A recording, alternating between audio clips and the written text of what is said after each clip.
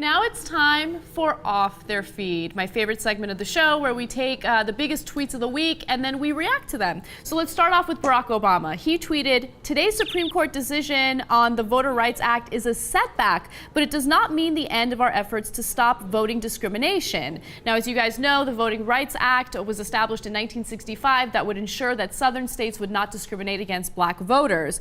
This whole decision just made me so sad. I just thought it was such a setback for us and as a country. How does Obama even have time to tweet is what I want to know. Somebody does it for him. I know, but still. I wanted to see what he tweets about the whistleblower laws that he said he was going to enforce. Oof. Ike Barinholtz of the Mindy Project, he's an actor for the Mindy Project, says, "Sorry, Instagram, but my dad already created the 'you think it's a photo, but it's actually an awkward video' like 5 years ago."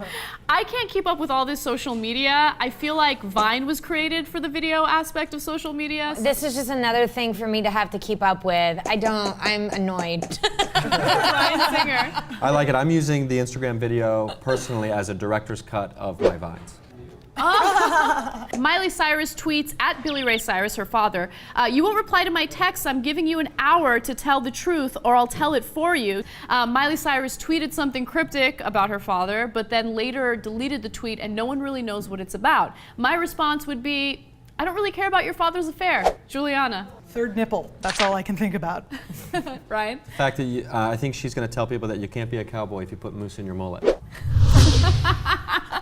Nikki?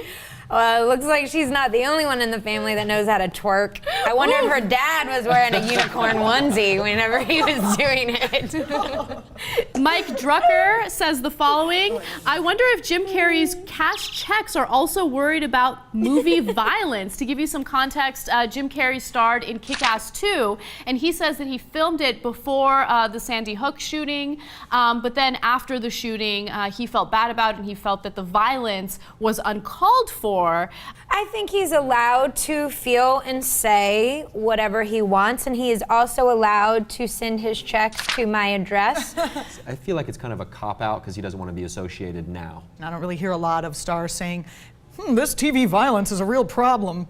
And maybe, it has to start somewhere. I think it's okay to have a change of heart, and it's courageous for him to have this change of heart so publicly because he's definitely burning some bridges here. This is from Hayden Black of BBC America. "Paula Deen issues an apology, but I hardly think saying, nigga please is gonna cover it."